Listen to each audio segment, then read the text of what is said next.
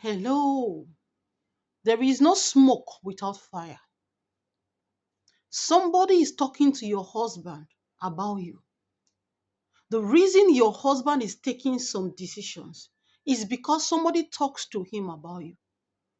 Somebody is talking to your wife about you. The reason your wife is doing things the way she wants to do it is because somebody is speaking into her ears. You have this prayer point to make, and it is this: My Lord, my God, my fighter, the defender of the universe.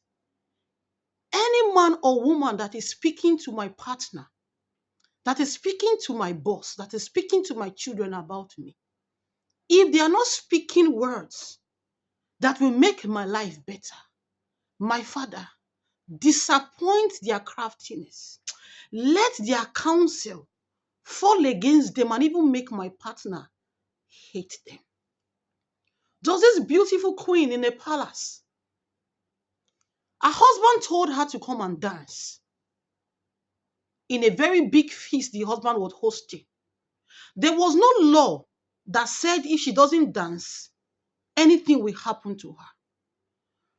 So, we women, the way we behave sometimes, she told the husband she didn't feel like dancing.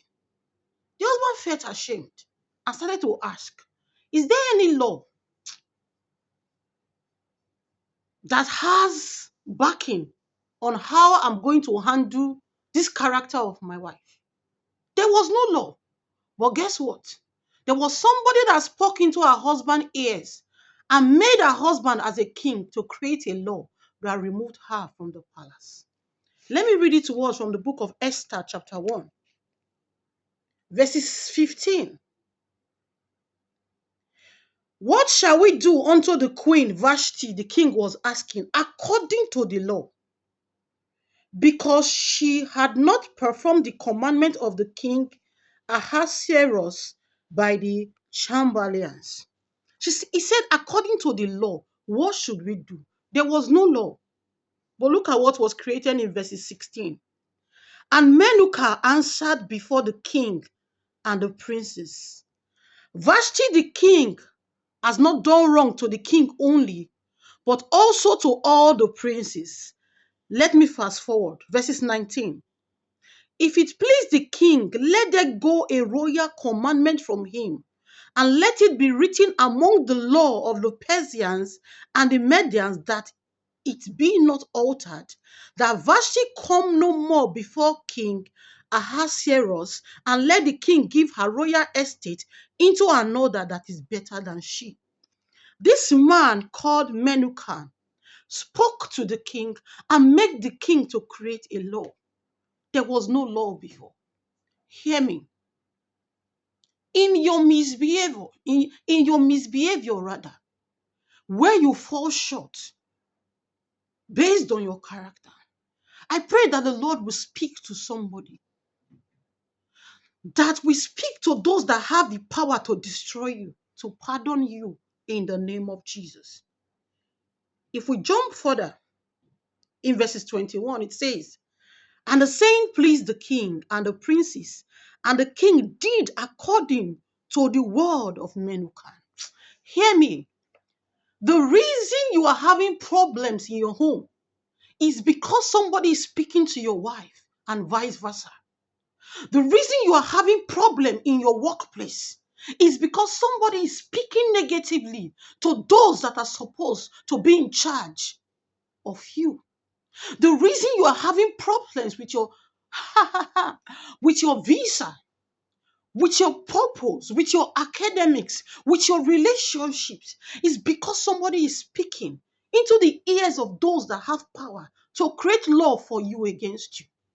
Do you know that when Esther came into power, in the book of Esther, chapter 4, the man that the king assigned to Esther became the one that was going to tell Mordecai what Esther told him to tell her, to tell him rather.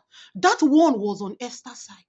They were not speaking to the king against Esther. In fact, what Esther did was even worse than what Vashti did. Esther did not tell the king that she was a tribe of the Jew, but yet there was a man that did not tell the king in his ears to ruin Esther. Instead, that man was helping Esther and her uncle Mordecai to plan how they were going to free all the Jews from being killed by Haggai. Let us look at Esther chapter 4, verses 5. Esther chapter 4, verses 4. So Esther's maid and her chamberlains came and told it her. Then was the queen exceedingly grieved, and she sent raiment to clothe Mordecai and to take away his sackcloth from him, but he received it not. Then Esther called for Hathach, one of the king Chabarians, whom he had appointed to attend to her, and gave him a commandment to Mordecai to know what it was and why it was. So Hathach went forth to Mordecai unto the street of the city, which was before the king. Hey. The place whereby Vashti had haters, it was the same place that Esther had lovers. I was wondering, what about the maids of Vashti?